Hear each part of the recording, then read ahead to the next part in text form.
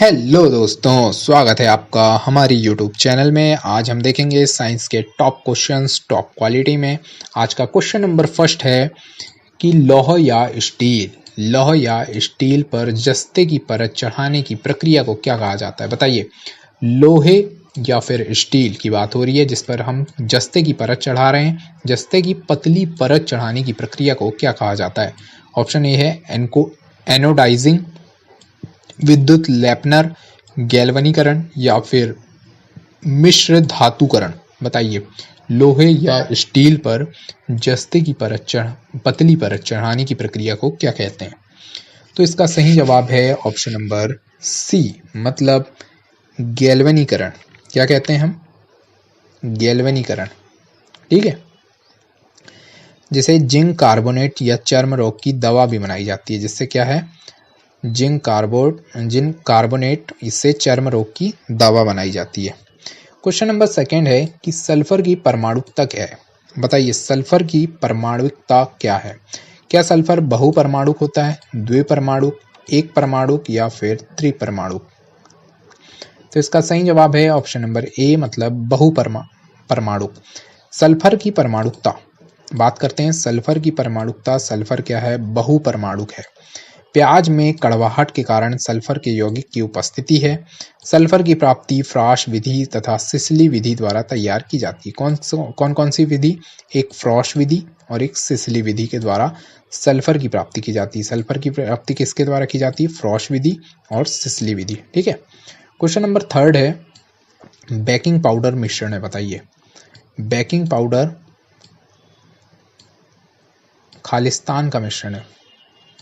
Sodium hydrogen carbonate maleic अम्ल, sodium hydrogen carbonate sulphuric अम्ल, sodium hydrogen carbonate tartaric अम्ल या फिर सोडियम कार्बोनेट टार्टरिक अम्ल। बताइए कि बेकिंग पाउडर खालिस्तान का मिश्रण है। तो इसका सही जवाब है option number C. Option number C मतलब क्या? कि सोडियम हाइड्रोजन कार्बोनेट टार्टरिक अम्ल। सोडियम हाइड्रोजन कार्बोनेट टार्टरिक अम्ल, इसका मिश्रण है क्या? Baking powder.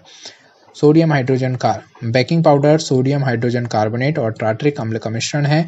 पाव रोटी यानी पावर वाली रोटी अथवा केक बनाने में बेकिंग पाउडर का उपयोग किया जाता है। नेक्स्ट क्वेश्चन है क्वेश्चन नंबर फोर्थ, खालिस्तान को अनबुझा चूना कहा जाता है। अनबुझा चूना किसे कहा जाता है? बताइए। ऑप्शन नंबर ए है calcium oxide, option number B calcium chloride, option C है कैल्शियम कार्बोनेट या ऑप्शन नंबर डी है कैल्शियम हाइड्रोक्साइड। तो इसका सही जवाब है कैल्शियम ऑक्साइड को हम क्या कहते हैं? अनबुझा चूना। और बुझा हुआ चूना किसको कहते हैं? कैल्शियम हाइड्रोक्साइड को। अनबुझा चूना किसको कहते हैं? कैल्शियम ऑक्साइड को। कैल्शियम ऑक्साइड को अनबुझा चूना कहा जाता है। कैल्शियम ऑक्साइड को हम एक और नाम से जानते हैं। क्या है वो? Quick lime. क्विक लाइम के नाम से जाना जाता है। कैल्शियम क्लोराइड थोड़ी मात्रा में समुद्र जल में पाया जाता है। कैल्शियम क्लोराइड थोड़ी मात्रा में कहाँ पाया जाता है? समुद्र जल में। क्वेश्चन नंबर फिफ्थ है कि टंगस्टन का गलनांक कितना है? बताइए, टंगस्टन का गलनांक कितना है? तो इसका सही जवाब होगा 3380 डिग्री सेल्सियस जो है टंगस्टन का गलनांक है। कितना है? 3380 डिग्री सेल्सियस। ठीक है। टंगस्टन अथवा वोल्फ्रा आवर्त सारणी के छठे आवर्ती का समूह है, समूह का तत्व है। छठवें आवर्त का समूह का तत्व है। ठीक है, tungsten. Next question, question number 6, biogas का प्रमुख हिस्सा खालिस्तान होता है। बायोगैस का प्रमुख हिस्सा खालिस्तान होता है। क्या वो हाइड्रोजन होता है, नाइट्रोजन, मीथेन या फिर कार्बन डाइऑक्साइड? बायोगैस का प्रमुख हिस्सा जो है क्या होना चाहिए? मीथेन होना चाहिए। बायोगैस का मुख्य हिस्सा मीथेन होता है। मीथेन को मार्स गैस भी कहते हैं। बायोगैस प्लांट में पशुओं के व्यर्थ पदार्थ या एनोक्रॉप्स के उपयोग से बायोगैस बनाई जाती है। क्वेश्चन नंबर 7 है कि सीएनजी का मुख्य घटक क्या है? सीएनजी कंप्रेस्ड नेचुरल गैस का मुख्य घटक क्या है? मीथेन, ब्यूटेन, एथेन या फिर प्रोपेन? तो इसका सही जवाब है सीएनजी का मुख्य घटक है मीथेन। सीएनजी का मुख्य घटक क्या है? मीथेन है। सीएनजी में 80 से 90% आपको क्या मिलेगा? मीथेन मिलेगा। सीएनजी में 80 से 90% आपको क्या मिलेगा? मीथेन गैस मिलती है। क्वेश्चन नंबर 8 है कि एक असंतृप्त हाइड्रोकार्बन है। एक असंतृप्त हाइड्रोकार्बन क्या है बताइए? एथेन, ब्यूटेन, बेंजीन या फिर मीथेन। एक असंतृप्त हाइड्रोकार्बन क्या है? तो ऑप्शन नंबर सी इसका सही जवाब है। बेंजीन जो है एक असंतृप्त हाइड्रोकार्बन है। बेंजीन को सभी एरोमेटिक यौगिक का क्या कहा जाता है? जन्मदाता कहा जाता है। बेंजीन को सभी एरोमेटिक यौगिक का जन्मदाता माना जाता है। क्वेश्चन नंबर 9 है कि पीतल खालिस्तान की मिश्र धातु है, बताइए। पीतल खालिस्तान की मिश्र धातु है। तांबा जस्ता, तांबा टिन, तांबा एल्यूमिनियम, एल्यूमिनियम और टिन। पीतल जो है मिश्र धातु है तांबा और जस्ते की। तांबा और जस्ते की मिश्र धातु है। पीतल तांबा और जस्ते की मिश्र धातु है। जिंक सल्फाइड प्रकृति में जिंक ब्लेंड के रूप में मिलता है। जिंक सल्फाइड जो है प्रकृति में किस रूप में मिलता है? जिंक ब्लेंड के रूप में मिलता है। जिंक सल्फाइड स्फुरदीप्ति का गुण प्रदर्शित करता है। क्वेश्चन नंबर 10 है कि निम्न में से कौन सी रासायनिक अभिक्रिया की प्रकृति हमेशा कैसी होती है? ऊष्मा शोषी होती है। कौन सी रासायनिक अभिक्रिया की प्रकृति हमें हमेशा कैसी मिलती है? ऊष्मा शोषी अभिक्रिया होती है। क्या ऑप्शन नंबर ए है दहन अभिक्रिया, ऑप्शन बी अपघटन अभिक्रिया, ऑप्शन सी है विस्थापन अभिक्रिया या ऑप्शन डी संयोजन अभिक्रिया? बताइए इसका सही जवाब क्या है कि कौन सी अभिक्रिया जो है, कौन सी रासायनिक अभिक्रिया हमेशा हमें कैसी मिलती है? ऊष्मा शोषी अभिक्रिया होती है। तो इसका सही जवाब है ऑप्शन नंबर बी, मतलब कि अपघटन अभिक्रिया। अपघटन अभिक्रिया या अपघटन प्रतिक्रिया में रासायनिक अभिक्रिया की प्रकृति हमेशा कैसी होती है? ऊष्मा शोषी होती है। नेक्स्ट क्वेश्चन है क्वेश्चन नंबर 11। सेरीकल्चर किससे संबंधित है? मधुमक्खी पालन, पौधों का विकास, रेशम के कीड़े का पालन या फिर मत्स्य पालन? सेरीकल्चर किससे संबंधित है? तो वो है ऑप्शन नंबर सी, मतलब रेशम के कीड़ों का पालन। सेरीकल्चर रेशम के कीड़ों का पालन। और पिसीकल्चर किससे है? मछली पालन से संबंधित है। मधुमक्खी पालन एपीकल्चर से संबंधित है और पिसीकल्चर यानी मत्स्य पालन यानी मछली के पालन से क्या है? पिसीकल्चर। ठीक है। नेक्स्ट क्वेश्चन नंबर 12 है कवक विज्ञान क्या है? कवक विज्ञान क्या है बताइए? बैक्टीरिया का अध्ययन, कुकुरमुत्ता का अध्ययन, वायरस का अध्ययन या फिर परजीवियों का अध्ययन? कवक विज्ञान क्या है? तो इसका सही जवाब है ऑप्शन नंबर बी, मतलब कवक विज्ञान क्या है? तो वो है कुकुरमुत्ता का अध्ययन। कुकुरमुत्ता का अध्ययन क्या कहलाता है? कवक विज्ञान कहलाता है। कवक विज्ञान के अंतर्गत कुकुरमुत्ता का अध्ययन किया जाता है। जीवाणु विज्ञान के अंतर्गत किसका अध्ययन किया जाता है? जीवाणु का अध्ययन किया जाता है। वायरस विज्ञान के अंतर्गत विषाणु का अध्ययन किया जाता है और पारासाइटोलॉजी में परजीवियों का अध्ययन होता है। पारासाइटोलॉजी में किसका अध्ययन होता है? परजीवियों का अध्ययन होता है। कवक विज्ञान क्या है? तो वो है कुकुरमुत्ता का अध्ययन। ठीक है। Next question number 13। निम्नलिखित में से किस कोशिकांग को कोशिका का प्रोटीन कारखाना कहा जाता है? बहुत इंपॉर्टेंट और बहुत इजी क्वेश्चन है ये कि किस कोशिकांग को कोशिका का प्रोटीन कारखाना कहा जाता है? ऑप्शन ए है हरित लवक, बी लाइसोसोम, सी माइटोकॉन्ड्रिया या डी राइबोसोम? तो इसका सही जवाब है ऑप्शन नंबर डी, कोशिका का प्रोटीन कहा जाता है किसे? राइबोसोम को। यह पादप कोशिका तथा जंतु कोशिका दोनों में पाया जाता है। कौन? राइबोसोम। इसका निर्माण आरएनए तथा प्रोटीन से होता है। राइबोसोम सबसे छोटा कोशिकांग है। यह कोशिका में प्रोटीन के संश्लेषण में क्या होता है? सहायक होता है। इसे प्रोटीन का कारखाना या प्रोटीन की फैक्ट्री कहते हैं। किसे? राइबोसोम को। क्वेश्चन नंबर 14 है कि शरीर में लगी चोट की मरम्मत किस प्रकार के सेल विभाजन का प्रयोग किया जाता है? शरीर में लगी चोट की मरम्मत के लिए किस प्रकार के सेल विभाजन का प्रयोग किया जाता है? केवल समसूत्रण, केवल अर्धसूत्री विभाजन या माइटोसिस या मियोसिस दोनों, न समसूत्रण और ना ही अर्धसूत्री विभाजन? बताइए। शरीर में लगी चोट, इसके लिए क्या करेंगे? केवल समसूत्रण। ऑप्शन नंबर ए सही है। शरीर में लगी चोट की मरम्मत के लिए किस प्रकार के सेल विभाजन का प्रयोग किया जाता है? केवल समसूत्रण। शरीर में लगी चोट की मरम्मत के लिए केवल समसूत्रण विभाजन की आवश्यकता होती है। समसूत्रण विभाजन जीवों के वृद्धि एवं विकास के लिए आवश्यक होता है। समसूत्रण विभाजन किसके लिए आवश्यक होता है? जीवों के वृद्धि एवं विकास के लिए आवश्यक होता है। क्वेश्चन नंबर 15 है कि जैव कोशिका का कौन सा भाग पावर हाउस कहलाता है? तो इसका सही जवाब क्या होना चाहिए? माइटोकॉन्ड्रिया को हम क्या कहते हैं? Power house. जैव कोशिका का पावर हाउस यानी ऊर्जा ग्रह माइटोकॉन्ड्रिया को कहा जाता है। इसमें कोशिकीय श्वसन की क्रिया होती है जिसके फलस्वरूप ऊर्जा निकाली जाती है। माइटोकॉन्ड्रिया एडीपी को एटीपी में परिवर्तित करता है, यानी ये डी की जगह वो क्या कर देता है? टी कर देता है। माइटोकॉन्ड्रिया एडीपी को एटीपी में परिवर्तित करता है। भोजन से प्राप्त ऊर्जा को कैसे मापा जाता है? बताइए, भोजन से प्राप्त ऊर्जा को कैसे मापा जाता है? क्या इसे कैलोरी में मापते हैं, केल्विन में मापते हैं, फैट यानी वसा में मापते हैं, या फिर एम्पियर्स में मापते हैं? बताइए, भोजन से प्राप्त ऊर्जा को कैसे मापा जाता है? तो इसका सही जवाब है ऑप्शन नंबर ए। मतलब भोजन से प्राप्त ऊर्जा को आप किस में मापेंगे? कैलोरी में मापेंगे। भोजन से प्राप्त ऊर्जा को कैलोरी में मापा जाता है। किस में मापा जाता है? कैलोरी में मापा जाता है। तापमान को किस में मापते हैं हम? केल्विन में मापते हैं। और विद्युत धारा को एम्पियर में मापते हैं।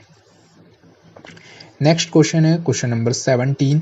दांत का एनामेल किससे बना होता है? दांत का एनामेल किससे बना होता है? Calcium chloride, calcium sulphate, calcium carbonate, या फिर कैल्शियम फास्फेट? दांत का एनामेल किससे बना होता है बताइए? तो इसका सही जवाब है ऑप्शन नंबर डी, मतलब कैल्शियम फास्फेट। दांत का एनामेल किससे बना होता है? Calcium phosphate. दांत का एनामेल कैल्शियम फास्फेट से बना होता है। दांत के एनामेल में कैल्शियम फास्फेट कितना होता है? 85%, यानी 85% कैल्शियम फास्फेट। और कैल्शियम कार्बोनेट कितना होता है? 10%। और कैल्शियम फ्लोराइड तथा अन्य तत्व भी पाए जाते हैं। कैल्शियम फ्लोराइड तथा अन्य तत्व भी पाए जाते हैं। लेकिन जो दांत का एनामेल है वो मुख्यतः किससे बना होता है? वो है कैल्शियम फास्फेट। ठीक है। क्वेश्चन नंबर 19 है, सॉरी ये क्वेश्चन नंबर 18 होगा। क्वेश्चन नंबर 18 है, निम्नलिखित में से किस में होमोडोंट दांत पाए जाते हैं? होमोडोंट दांत किस में पाए जाते हैं? क्या मछली, मानव, तेंदुआ, या फिर घोड़ा? किसमें होमोडोंट दांत पाए जाते हैं? तो इसका सही जवाब है ऑप्शन नंबर ए, मछली में जो है होमोडोंट दांत पाए जाते हैं। मछली में कौन से दांत पाए जाते हैं? होमोडोंट। ठीक है। नेक्स्ट क्वेश्चन है क्वेश्चन नंबर 20 है, सीरीज ही भूल गए हैं। बंद खानों में दुर्घटना यानी माइंस में दुर्घटना का कारण क्या है? बंद खानों में दुर्घटना का कारण क्या है? क्या मीथेन कारण है, कार्बन मोनोऑक्साइड, कार्बन डाइऑक्साइड, या फिर सल्फर डाइऑक्साइड? बंद खानों यानी माइंस में दुर्घटना का कारण है। तो इसका सही जवाब है ऑप्शन नंबर बी, मतलब कार्बन मोनोऑक्साइड जो गैस है बंद खानों में दुर्घटना का कारण होती है। CH1 को कीचड़ यानी मीथेन, ये CH4 है, मार्श गैस या मीथेन कहते हैं। अम्ल वर्षा के लिए SO2 गैस यानी सल्फर डाइऑक्साइड गैस जिम्मेदार होती है। और कार्बन डाइऑक्साइड से हमें क्या देखने को मिलता है? वायु प्रदूषण। नेक्स्ट क्वेश्चन है क्वेश्चन नंबर 20, इनमें से कौन सा रक्त समूह यूनिवर्सल यानी सार्वभौमिक आप दाता के रूप में जानते हैं? तो वो है O positive. O blood group को हम किस रूप में जानते हैं? सार्वत्रिक दाता। रक्तदाता कौन है? O blood group. Question number 21 है कि मानव श्वसन में क्या छोड़ा जाता है? मानव श्वसन में क्या छोड़ा जाता है? गैसों का मिश्रण, कार्बन मोनोऑक्साइड, ऑक्सीजन, या फिर कार्बन डाइऑक्साइड गैस? मानव श्वसन में क्या छोड़ा जाता है? तो इसका सही जवाब है ऑप्शन नंबर डी, मतलब कार्बन डाइऑक्साइड। मानव श्वसन में क्या छोड़ी जाती है? कार्बन डाइऑक्साइड छोड़ी जाती है। श्वसन की क्रिया ऑक्सीजन लिया जाता है। श्वसन की क्रिया में हम क्या लेते हैं? ऑक्सीजन गैस लेते हैं, O2 लेते हैं, और CO2 को क्या करते हैं? छोड़ते हैं। ठीक है। नेक्स्ट क्वेश्चन है क्वेश्चन नंबर 22, ऊर्जा का उपयोग करते हुए पायरुविक का विघटन होता है। विघटन कहाँ होता है? ऊर्जा का आप उपयोग करेंगे और पायरुविक अम्ल का विघटन कहाँ पर होता है? क्या अग्नाशय में होता है, यकृत, माइटोकॉन्ड्रिया या फिर नाभिक। ऊर्जा का उपयोग करते हुए पायरुवेट का विघटन कहाँ होता है? तो इसका सही जवाब है ऑप्शन नंबर सी, मतलब पायरुविक अम्ल का विघटन काय में होता है, कहाँ होता है? माइटोकॉन्ड्रिया में। माइटोकॉन्ड्रिया में ऊर्जा का उपयोग करते हुए पायरुविक अम्ल का विघटन माइटोकॉन्ड्रिया में होता है। माइटोकॉन्ड्रिया में जो श्वसन की क्रिया होती है उसे क्रेब्स साइकिल भी कहते हैं। उसे क्या कहते हैं? Krebs cycle. माइटोकॉन्ड्रिया में जो श्वसन की क्रिया होती है हम उसे क्या कहते हैं? Krebs cycle. ठीक है। क्वेश्चन नंबर 23 है ये। क्वेश्चन नंबर 23 है, मानव शरीर में पाचन का अधिकांश भाग किस अंग में संपन्न होता है? ये तो बहुत ही इजी क्वेश्चन है। पैंक्रियास, बड़ी आंत, छोटी आंत या फिर अमाशय। मानव शरीर का पाचन अधिकांश भाग किस अंग में संपन्न होता है? तो ये संपन्न होता है किसमें? छोटी आंत में। किसमें संपन्न होता है? छोटी आंत में। मानव शरीर का जो पाचन का अधिकांश भाग जो रहता है छोटी आंत में संपन्न होता है। मानव शरीर में पाचन का अधिकांश भाग छोटी आंत में संपन्न होता है। छोटी आंत से निम्न एंजाइम स्रावित होता है। रेप्सिन प्रोटीन एवं पेप्टोन को एमिनो अम्ल में परिवर्तित करता है। सुक्रोज को ग्लूकोज एवं फ्रक्टोज में। सुक्रोज को किसमें? ग्लूकोज और फ्रक्टोज में परिवर्तित करता है। माल्टोज को ग्लूकोज में परिवर्तित करता है। क्या माल्टेज जो है माल्टोज को ग्लूकोज में परिवर्तित करता है। और बात करें लैक्टोज की, तो लैक्टोज को ग्लूकोज एवं गैलेक्टोज में परिवर्तित करता है। लैक्टोज को ग्लूकोज एवं गैलेक्टोज में परिवर्तित करता है। क्वेश्चन नंबर 24 है कि जीवाणुओं में श्वसन स्थल है। जीवाणुओं में श्वसन स्थल क्या है? जीवाणुओं में श्वसन स्थल क्या है? ऑप्शन ए है एपिसोम, माइक्रोसोम, मीसोसोम या राइबोसोम। जीवाणुओं में श्वसन स्थल क्या है? तो वो है मीसोसोम। जीवाणुओं में श्वसन का कार्य मीसोसोम से होता है। मीसोसोम का निर्माण कोशिका झिल्ली के मुड़ने से होता है। मीसोसोम का निर्माण किसमें होता है? कोशिका झिल्ली जो है वो एकदम से मुड़ जाती है, इसमें मीसोसोम का निर्माण होता है। जीवाणु एक कोशिकीय जीव होते हैं। जीवाणु में सर्कुलर डीएनए पाया जाता है। जीवाणुओं में सर्कुलर डीएनए पाया जाता है। जीवाणुओं में श्वसन स्थल क्या है? मीसोसोम। नेक्स्ट क्वेश्चन है, क्वेश्चन नंबर 25 है ये। क्वेश्चन नंबर 25 है कि बाइल का स्रोत होता है। बाइल का स्रोत क्या होता है बताइए? अमाशय से होता है, जिगर से होता है, बड़ी आंत से होता है या पित्ताशय से होता है? बाइल का स्रोत होता है जिगर से। बाइल मतलब पित्त। पित्त का निर्माण किसमें होता है? यकृत में होता है तथा पित्त पित्ताशय में जमा होता है। यकृत का औसत वजन कितना होता है? 1500 ग्राम, यानी कि 1.5 kg जो है यकृत का वजन होता है। कितना होता है? 1.5 kg। यानी बाइल का स्रोत, बाइल मतलब पित्त का स्रोत किससे होता है? जिगर से होता है। ठीक है।